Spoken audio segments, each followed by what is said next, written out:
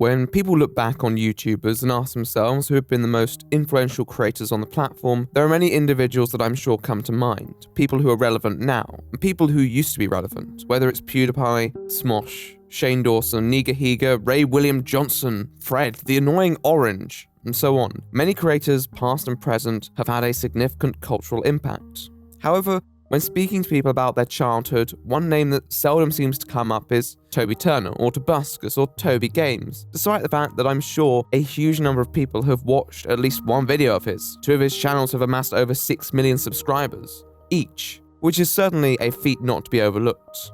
Yet I feel that his story is one that is often overlooked, one that is heavily integrated in the culture that we discuss today, and one that we can perhaps learn a bit from, and maybe seek to explain how Toby Turner ended his career. Hello ladies and gentlemen, and welcome to The Right Opinion, the home of a twat with too much free time, and bless your face. I'm sure not everyone is aware of who Toby Turner is, but for a basic rundown, he is one of the original creators on the platform, who began his craft in 2006 and 12 years later is still going. As mentioned, however, it's not with the intensity that he used to, after he probably made a fat stack of cash in his time, or at least enough to keep him going. I can't look into a man's bank account. He ascended to his peak around the turn of the 2010s, particularly encompassed by the success of his literal trailer series. On top of this, he also had a gaming channel in which he would achieve even greater success in terms of subscribers, in spite of a marginally lower view count. Generally, if you ask someone involved with YouTube what has been their most recent experience with him, chances are it'll be the allegations, in which Toby Turner was accused of sexual assault. Now, at the time, this was created in a Tumblr post by an individual named April Fletcher, and this information isn't wholly relevant right now, but I am going to bring it back up in the future for why it is important. Turner had 3 successful channels, have made videos that are pretty much iconic in many people's childhoods, and had so much media branching out in so many different directions, he almost seemed set to succeed. I was rewatching a video in preparation by Foot of a Ferret, in which he runs down the brief history of our good friend Toby here, and he says this. The only recurring human character in the show. Tobuscus is on top of the world right now. He has millions of fans, 3 huge YouTube channels, a starring role on Cartoon Network, and he even has a video game in development. With all this in mind, I think it's safe to say that the real big years for Toby are still on the way. So it does indeed beg the question, what the hell happened? Even I'm not entirely sure yet, but by the end of the video, I'm sure we'll have a bit more of a definitive answer. Turner is still uploading content to this day on his channel, mostly more commentary, face cam oriented, and talking about various random topics that interest him. Some topics more trending, others more spontaneous or personal to him. Given the fact that I don't think there's really too much else to summarize in this situation, we're running ahead of schedule. So without further ado, I suggest we get right into it. I think we should open up with a fairly uncontroversial statement. Toby Turner is a talented musician. There is no doubt in my mind about that. He started his Tobuscus channel in 2006, and it did decently. In fact, it did fairly well, particularly for views. Turner's music always had a very distinct style in its delivery. Turner is a guitarist. He's clearly no Van Halen, or else Daddy Derek would have probably wanted his signature, but he didn't need to be, and that's the first thing we need to talk about when it comes to Turner as a creator. Nothing he made was profoundly musically expert, but it didn't need to be. The thing is, back in 2006, YouTube existed on its own terms. Its content creators didn't have state-of-the-art camera work.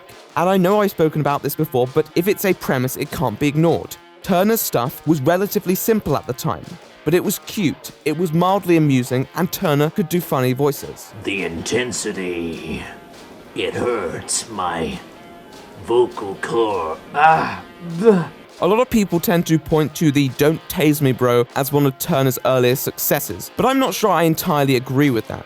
And I'd actually say that a far more representative video is the quaintly named Falcor the Urinator, which is essentially a song about his dog and how it pisses, which fair enough. I feel that as a video, it was a snapshot into what Turner was about to create and how mind-blowingly successful he was about to become. You see, the word meme didn't even begin becoming popularized until the early 2010s, and even then it was a very gradual ascension to the sort of notoriety that it has attained today. But with all this considered, the phrase meme is just a label. Memes existed before the word meme existed. Nowadays, memes are much more seen as general concepts, and we tend to pick up on the most random people. But I think one of the things I'd argue about Turner is that he really did make his music in a very memey fashion. If you go back and look in the comment sections, you'll see numerous people quoting very iconic parts of the song. because they had something unique about them that made them so inherently quotable. What was that exactly though? Generally, I think it was because as a musician he was also a storyteller, which is kinda hard to recognize when you're distracted by the numerous jokes. And maybe this was equally born out of his skits where he would create an arc, even if it was a fairly irrelevant one. But that's what a lot of his music represented, that arc, with a load of punchlines in between, which often yielded from the lines before, thus delivering some sort of comedic emphasis. Combine this with the melodies and the very awkward timing, it seemed to create something humorous and memorable. He would also find comedy in the very simple notion of being literal. Even in his Falco video, you can see that style. Urinating on the carpet,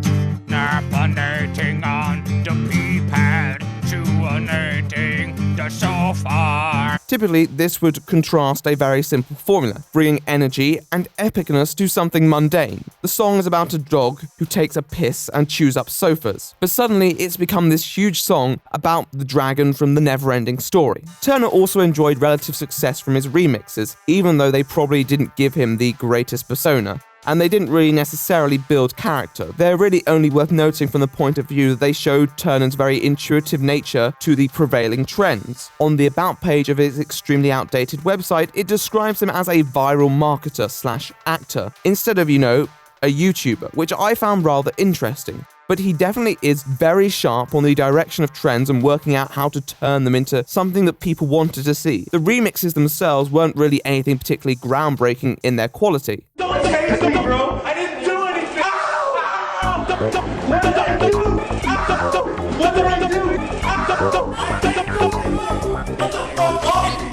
But he knew how to put them out there, and he knew how to make it look appealing to the viewer, so you can't fault him for that. One thing that Turner was always credited for was his clickbait, which I personally don't think is anything on the level of people like Ray William Johnson, but his titling was pretty good and always knew how to mold itself into a prevailing trend. It's also important to note that in spite of his videos doing incredibly well for views, he didn't gain too many subscribers from it, mainly because at this point, as a creator, although he definitely had his own brand, he hadn't really integrated anything personal into it that would make people come back consistently for his content. It's a very interesting concept, which is personality. When you subscribe to someone, you typically want to see more of them. Turner at that point had created a very diverse range of content that people were watching mainly for its own virality, which isn't the same as someone subscribing to some twat ranting about whatever YouTuber talking bare shit of recent, and giving some opinion to it.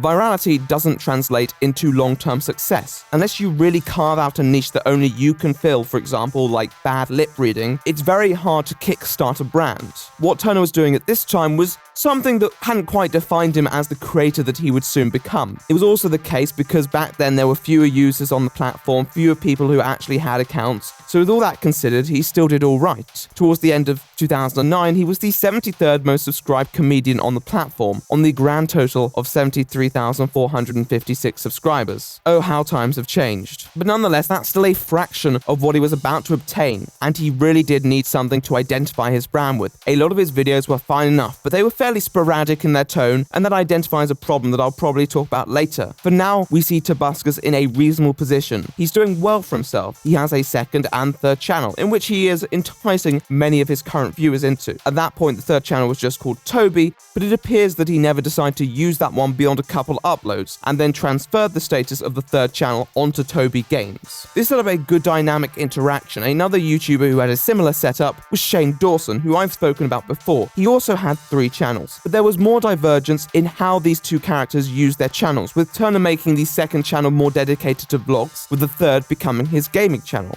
Going back to 2010, Turner wasn't the most successful creator on the platform, with a ruthless scheme of tapping into the most popular pulse and some fairly iconic ideas he was about to be. I think it's time we talk about Phase 2. It is the turn of the decade. The world is changing and Turner had definitely established something, but he didn't necessarily have that game changer that defined his brand on the Tobuscus channel. He was doing well, but he could do better. We've all been in that position. On the 8th of December 2009, Toby Turner uploaded a literal trailer for the film Clash of the Titans. It basically represented his brand of humor that we'd seen before, but in a form of commentary on a film preview. Generally, I think this one was a bit more focused on the literal side, but it still represented the inception of of something and demonstrated why Turner had such a talent for the application of this idea. You see, Turner had a great hold on what I'll brand narrative cohesion. The idea that you can maintain a flow of a video like this, insert the jokes, elicit the audience response while not having to stop the video and say, guys, look at my joke. Alongside this, the musical nature of many trailers complemented his very melodic style. His content never had too much of an overbearing personality, and therefore his literal trailers tended to be that perfect balance of something additional without detracting from the source material. It was a transformative experience that didn't lose sight of the content that draws people in, because that is the balance of that sort of content that you need. People will inevitably click on a video for a topic or a concept and decide whether they want to stay for the sake of what the YouTuber is providing in addition to it or not, or if they're providing something wholly original. And this idea of the literal trailer was something that Turner was able to brand as much more quintessentially his. However, this video didn't initially take off, not like some of his other content at least, and other videos that had come out about that time had performed better on his channel a couple months after, and it had done decently, but nothing was going to necessarily blow up. But like the ruthless viral marketer he was, he probably knew that he had something. Maybe he received an optimistic fan response, or maybe he just had an instinct. So like any trooper, he did a few more. And they did well.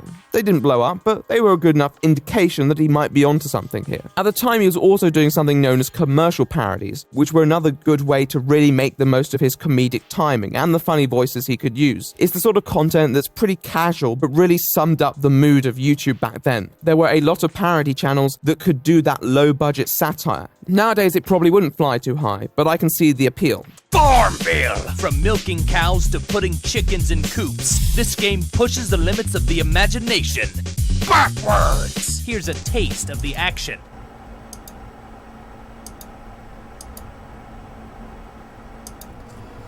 Now, I want to talk about narrative cohesion back here, because the parody series, although short-lived, did outline something. Toby definitely had a nature to make more mature jokes, not necessarily sexual, but jokes that you'd have to be somewhat knowledgeable to fully appreciate. Play Mafia Wars. Duh. If you thought Farmville was exciting, get ready for a ride into the carpal tunnel. But because they aided the narrative or they worked in the context of the video, whether you saw them as a joke or not didn't matter. You could still relatively understand. It also helped this delivery was quite fast because it didn't linger on the punchlines. Each video was on its journey and the jokes were almost like the pit stops. They enhance the experience, but they don't define it. At the same time, a lot of the jokes that Toby tended to make typically refer to some sort of general human condition, which is always welcome. But there's only so many punchlines behind the sort of Facebook games, and eventually he moved on from these, even though the views they pulled were fairly respectable. With content like the literal trailers, they, in a way, reproduced themselves with the constant run of new trailers that came out. And given how each one of them would be different in a way, he had what seemed to be an endless stream of content that could be covered. He just needed a breakthrough. Now, one of the observations that I made when looking over the previous screen caps of his channel was the clickbait that I had heard some people discuss in the past. Initially, he branded them as just the HD literal trailers, which plays off a very clever ambiguity of the definition of literal, and obviously the fact that many people were looking for HD content back then. But it is extremely successful clickbait. However, when he uploaded the Harry Potter literal trailer and it took off, it appears he did change everything to include the parody phrase in the title. So I mean, you can't really complain too much. Eventually, that became part of the brand. Once again, he's a bit clickbaity, but nothing that I find all that egregious, especially when you look at the climate past and present. As literal trailers themselves, you can see a clear improvement with the Harry Potter video. There are more running jokes, but once again, they don't interfere with the flow. I'm eating Cheez-Its right now, and I'm trying to work out how to explain why as comedy they worked in the time, but damn, these Cheez-Its are good. White cheddar. White cheddar is really delicious, guys. Alright, focus, James. Remember what I said about Falcor, that skill in being able to contrast the mundane with the epicness. With the literal trailers, it's like that, but amped up to 11. Added on top of the fact that they are parodying something that is already there. You have this huge, epic trailer, and then you have this twat pointing out details and being pedantic. It's a very simple formula, but it worked, particularly on circa 2010 YouTube. Once the literal trailers caught fire, it felt like they were what launched Tabasco Tobuscus as a brand beyond just the video. People become attached to the guy behind the content rather than just the individual uploads, and every single one of the videos that he dropped in the moment appeared to bang. And after the success of the Harry Potter video and the follow-up Halo video, the algorithm was poised to launch him into the spotlight with the Assassin's Creed literal trailer, which went absolutely wild in views. At this point, he knew he had something, but he needed to establish a closer relationship with the audience. So one of the series he started up was Cute Win Fail, basically a series where he'd show 3 clips, 1 cute,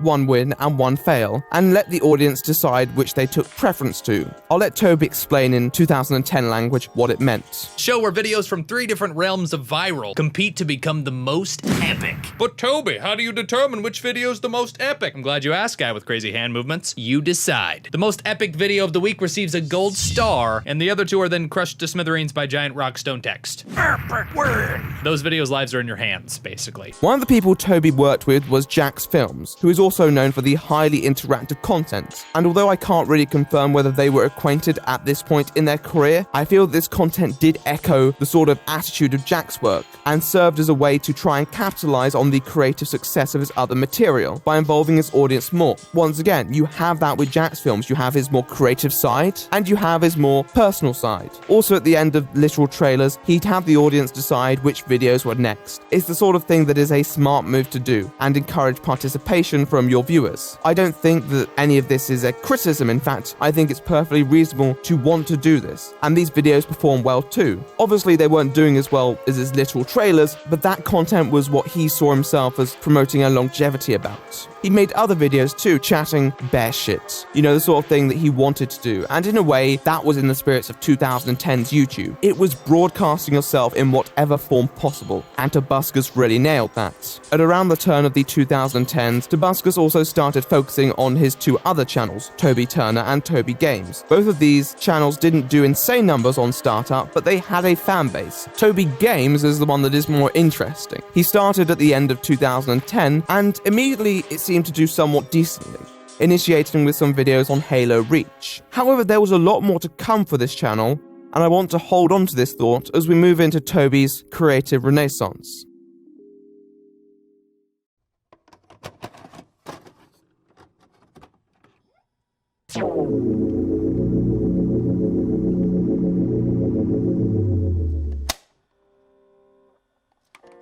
You see, by the looks of things, his content was doing what it needed to do. He had a lot of creative ideas, he was letting them run riot on YouTube, an array of ventures all over the place, and people were watching them. However, given Turner's sheer spontaneity and his nature to just do whatever he wanted to, it meant that if he was going to do something, no one could really tell. And needless to say, no one was prepared for what was coming next, because 4 words would define many people's lives forever. Nugget in a biscuit. Whoa, whoa! Nugget, biscuit, nugget in a biscuit, nugget, biscuit, nugget in a biscuit. Nugget in a biscuit is something that could only be the product of its time. I've explained all the components of Tobuscus and all of his talents, the memes, the music, the tone, the narrative, and all of these come together to create something like Nugget in a biscuit. The sheer peak of creative autonomy. There's no other way to describe it. And that's what often makes the greatest memes and cultural projects, because they are so unbelievably unique that you just can't define them. There's no way to fully explain the moments, but Nugget in a biscuit was one of them. It's a mesmerizing video. What else can be said? Toby also let this ingeniously kick off a new creative venture, which was basically animated Tobuscus. Now, this is an animated series voiced predominantly by Turner, and animated by the creator Gonzo SSM. These little skits did really well, but there was still more to them than meets the eye. To understand this, we need to talk about Toby Games, Tobuscus's 3rd channel. Now, it's exceptionally rare for a 3rd channel to have more subscribers than someone's main channel when they provide a high amount of attention to the 1st channel as well. Obviously, some people might point to Shane Dawson's 3rd channel, but I'd argue that he'd prioritize that over the other 2, and thus has made it his main channel in a way. Tobuscus did upload a lot of content to his 3rd channel, and there is no doubt about that. It definitely helped, but his main channel already had a huge head start. How did it catch up? Well, firstly, Toby was an epic gamer. And I mean, he gamed every day. The upload schedule on his channel was absolutely insane. He was uploading non-stop. So even when he wasn't pulling the views, it was all cumulative. However, another more interesting detail was how his new animator series tended to revolve around topics related to the games he might be playing. So for example, Tobuscus Animated Adventures was about a trip to Dead Island, a game that he also played on his third channel. Or for example, on November 2011, he updated a significant amount of Minecraft videos on his third channel, and then complemented it on the 25th of November with a Minecraft-related song on his main channel. His first channel, in spite of everything else that was going on, was intertwined in games enough to the point that it meant that his third channel really took off on the basis of algorithms and of that audience, even though I'd argue his main channel retrospectively was much more iconic and has videos that were more famous. The content that he released on his gaming channel was more about him as an individual creator, closer interaction, longer videos, more videos, and the videos themselves were much more focused in their genre. They had an underlying theme, and then people subscribed for that theme, which is likely why eventually the channel accumulated more subscribers because it was more coherent in its theme, and a lot of the time that's what people subscribe for. These animated videos were much more successful than any other type of video, and with this he integrated it with his musical talent for some very popular content. When it came to his music skills, he had a knack of creating extremely simple melodies and rhythms that were mesmerizing and addictive, often captured Turner's very polarized tone, where he constantly moved between that extremely over-the-top epicness to the very stoic moments, and Gonzo SSM did a great job in capturing that. Look at little Tim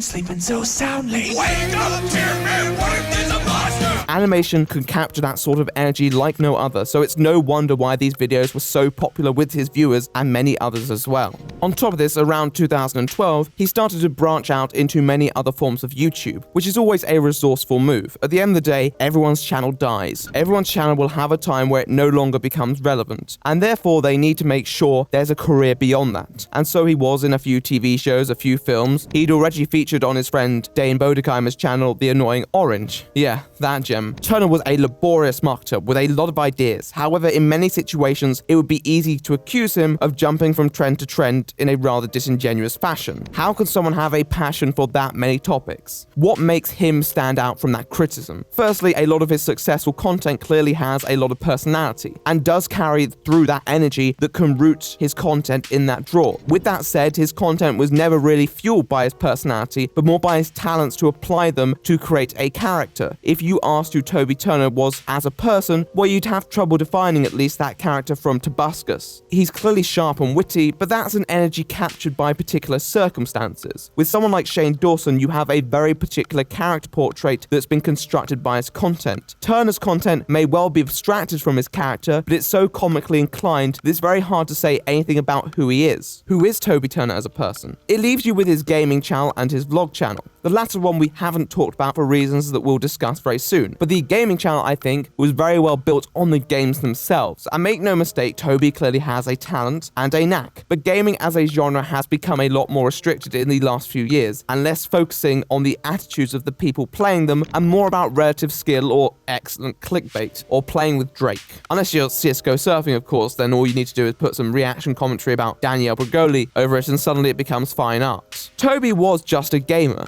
and that was one of the things. Although his creative ventures were certainly unique, he didn't have anything that made the gaming videos stick out. Although he was by no means unfunny or lacking in entertainment value, he equally was just as good as the culture in its time, and that culture quickly became hostile to a lot of YouTube gamers. Which is where we reach his vlog channel, because his vlog channel was easily his least popular channel, and although it had a significant amount of subscribers and a lot of uploads, not many of them did particularly well.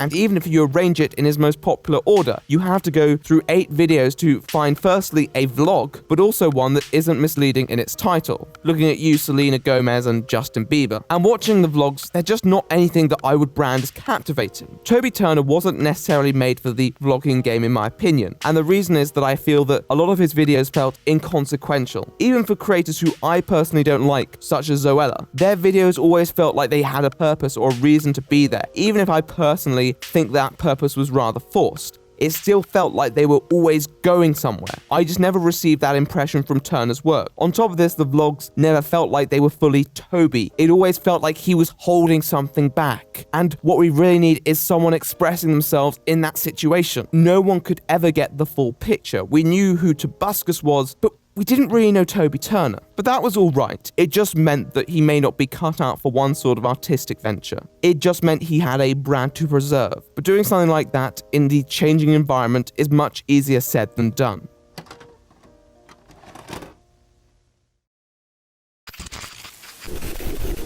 How do you determine which video is the most epic? Glad you asked, actually.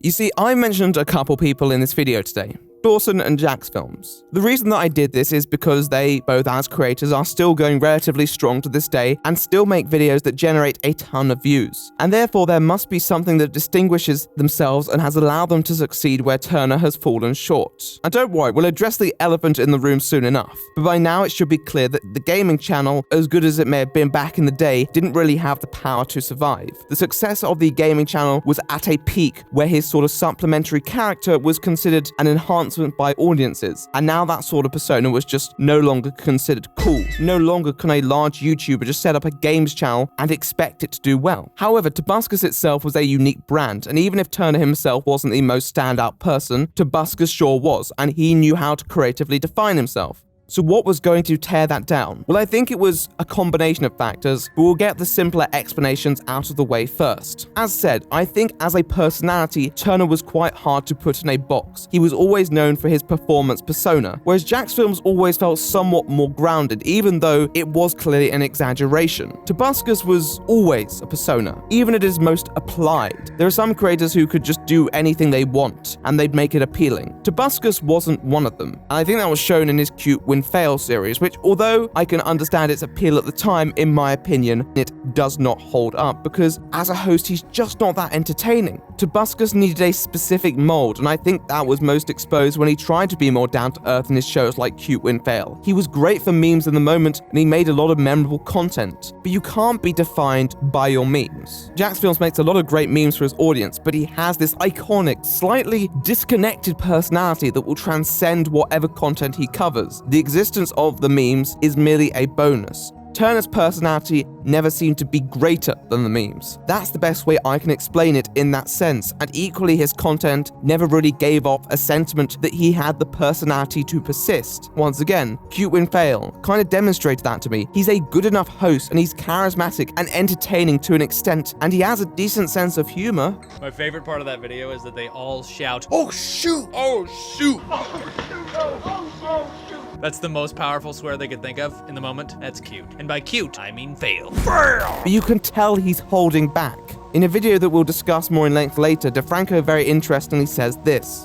Like many YouTubers, Toby is a different person off camera. He is just as energetic, but he's a different person. Toby's the kind of guy that when he talks to you, he makes you feel like you're the center of his universe, that you are the most important thing, that you are so amazing as a person, he can open up for 1 second and tell you about some pain he has in his life. And you form a connection with him and you have a relationship, but that relationship comes with strings. Toby Turner falls in love with anyone that gives him attention, anyone that makes him feel validated as a human being and special. The problem with that is it's a hollow feeling. And this is the thing, even in his videos that are meant to be more personal and videos that are built on that bond, it doesn't necessarily feel that way. Turner's relationship with his audience always felt somewhat distant, and that's easy to do when you have a huge following. But if you can't provide anything else onto that, it will create a lack of investment. The only creators who last on the platform are people who are real cults of personality. With that said, I still think with all this acknowledged, he really did have the literal trailer brand completely held down, and I don't think any lack of character should have prevented him from succeeding with that brand. To this day, you have Screen Junkies who did honest trailers, and they still pull a great set of views. Why would it stop Turner from succeeding? I mean, we should talk about the algorithm at least. I think on one hand, it's just a simple case that the last few years hasn't been good for that sort of silly, slightly corny brand of comedy. In fact, comedy has just died of recent as a genre, and it's been replaced firstly by creators who integrate great comedy into content with a greater message, or just actual TV comedians who are barging their way onto the platform. And sure, there are still comedians out there like Jack's Films, but I feel that YouTubers who serve to exist merely as comedians have had a really hard time. Also, the sort of funny voice comedy has died hard. We're coming from an era where Fred and TheAnnoyingOrange were considered entertainment. People's tolerance for those things has nosedived, and although Tobuscus was never to the extent of either of them, which is probably why he lasted longer, his exaggerated voice was still a part of the comedy. As content modernized, his brand didn't seem to be able to keep up. Ask yourself, would Nugget in a Biscuit, as legendary as it is, go viral if it was released today? And then ask yourself, what could Tobuscus release today to go viral? Nugget in a Biscuit too? Well, yes, he did that, and it was genius, again, but my point still stands. On top of this, with the whole gaming content kind of dying in the last few years, even if he'd maintained some consistency on his literal trailers, his other content had changed so much that it was unlikely that without something tying it all together, he was ever going to retain a huge amount of his audience. But you see, that's still not the whole story. A little over a year ago, at the end of October 2017, he released another literal Assassin's Creed trailer, and it did very well. I mean, it wasn't going to do the numbers of his previous ones, but still, it's clear that he had modernized it in a way that could make it still appealing to a specific audience. He'd upped the production value, he still had that subtle way of conveying jokes, and he sounded absolutely delicious. Main bad guy one have face revealed. The masked guy's face remains concealed.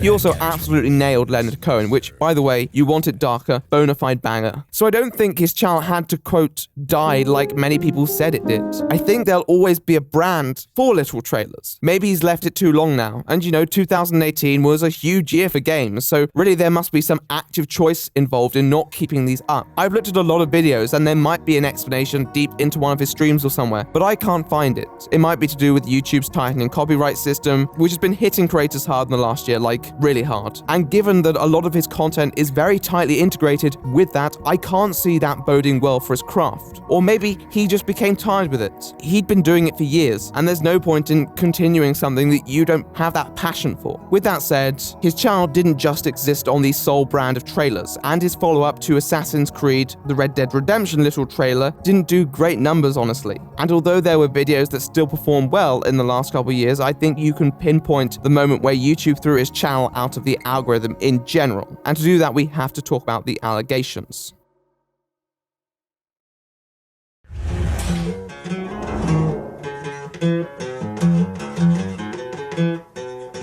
Now this next part, I'm going to go a little off-piste and make some arguments from a personal perception. If you don't feel the same way about Turner, then I think that's fine. But there is a lot of concepts here that we do have to somewhat take a decisive step with. Because from a personal perspective, although Tobuscus had a lot of highlights in his career, he never really had any clear, defined legacy, something that he's going to be associated with for the rest of time. The closest he reaches to that, in my opinion, is the literal trailers, and I think it was strong, but I think that all of these crafts were undone by a very pivotal moment in his career. So, on April the 8th, 2016, April Fletcher, also known as YouTuber April F, published a very in-depth post on Tumblr called The Truth About Tobuscus, in which she makes a plethora of claims about Turner, about the abuse she endured from him, both emotional and physical. I'm going to leave a link to the post in the pinned comment. It might be in a Google document. It's under references, as always. Just Control F it if you need to. But either way, I'm not going to go into too many details, other than the huge one of which the claim was made that he had actually drugged her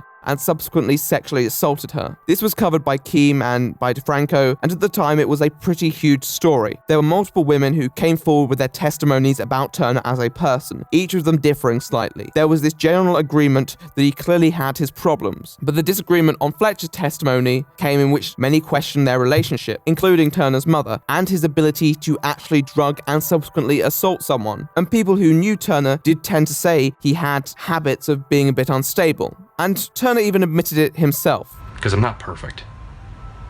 And there are a lot of ways I could become a better person. Have I been a bad boyfriend? Sometimes, yeah. Did I party in my 20s? Yes, too much. And so that's what I've been doing, is working on myself. However, this does not mean the more serious claims are true. It can often be that someone might rely on people's inductive assumptions to then make a further claim about the person. This is known as heuristics, and it's very possible that Fletcher knew Turner had a reputation and thus managed to create new allegations. However, that's just a theory, and it does not mean that Fletcher is lying. But I'm just saying it's not a valid argument to perhaps say that he is capable of something much worse than he has admitted to. At the end of the day, it's an innocent until proven guilty dynamic, and you really have to use your instinct and say what you think in those situations. I think given that Turner's actual personality seems to be one that is more spontaneous and impulsive, and occasionally inappropriate rather than outright calculated malice, I can't really say that situation is probable, but I don't know him personally, and therefore I do not have a steadfast opinion. And those people who know him better still have a more insightful view. With that said, I think the situation yielded a few unforeseen circumstances, which at the end of the day doesn't mean that they shouldn't be discussed in the first place, but equally I feel did occur regardless because of it.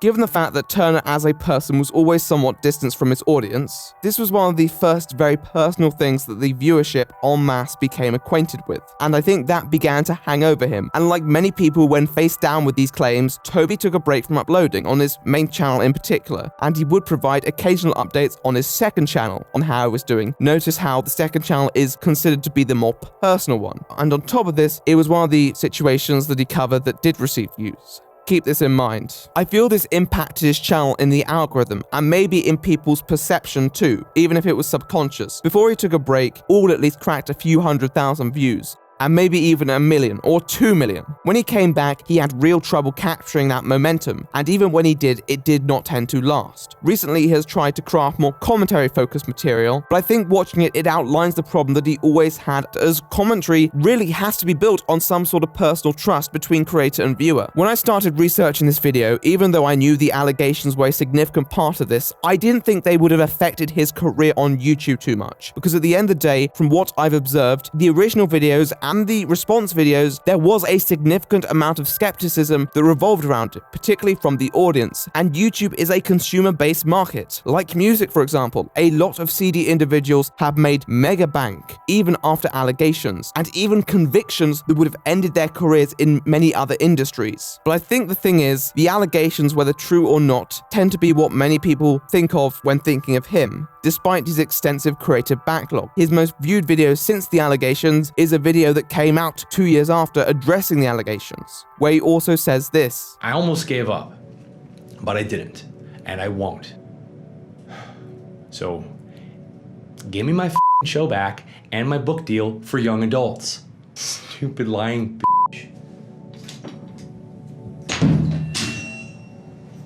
Which outlines another problem for him going forward as a creator. As said, YouTube channels die. There is no doubt about that. We all have our time to go into the light, but we can normally move outside in less consumer-controlled industries. However, with this situation, they'd likely cut him out due to the reputational damages that he might have been associated with, including a voice part in a Marvel series, and it's undoubtedly going to affect him finding future work. The video is a well-made video, and he does all the right things that you would need to do when addressing these allegations. Once again, it's so hard to know who to believe, even though due process will always prevail. Equally, it raises the question of whether it was best to publicize these claims like they were, rather than just going to the police. And that's another very difficult question. I feel that we live in a world where the consequences of just an allegation are so great that we might risk allowing people to abuse it. But at the same time, when allegations are publicized, it might enable people to come forward and provide corroborating accounts or even contradictory ones. And the truth should always be the final goal. Sexual assault is also an extremely hard crime to prosecute through the courts of law because it's often one person's word against another. What we really need to do is work out how to make sure industries and individuals alike don't behave in a reactionary way upon the surfacing of allegations, while at the same time trying to change the communities so that people feel more comfortable coming forward in the present tense.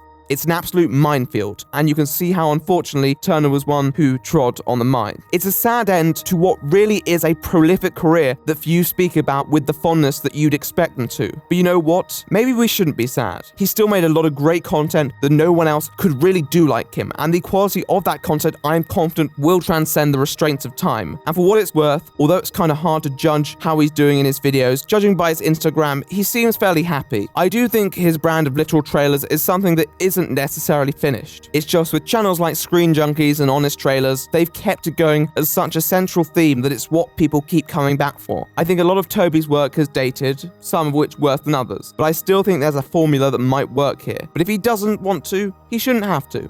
At the end of the day, you make the content that makes you happy. That's what YouTube was originally about. Whether that happiness is derived from the content itself or from something else the content might bring, go and pursue it. Don't let your dreams be dreams. Toby Turner is a creative maestro, and there can be no doubt about that. His rise to being one of the most popular YouTubers is rooted in some great ventures that really paid off, and going in tandem with a gaming channel that subsequently succeeded due to the fact that his personality fit into the sort of mold that people were looking for at the time. However, his content never fully gave people a character portrait they could hold on to, and it was rooted in some superficiality, which is likely why his supposed more personal channel didn't ever fully catch on. Maybe because Toby himself had a lot more personal problems he didn't want to project onto the internet, and I don't blame him for that. However, when we did finally address that personality, it was in rather unfortunate circumstances, and I feel that this may have tainted his image, whether people viewed the claims with credibility or not. The algorithms gave him no love, and the only videos that received significant interest are ones that seem like he might be revealing something about a new situation or trying to recapture a foregone past. And he'll even be aware of that. But most importantly, I want to apologize because I said something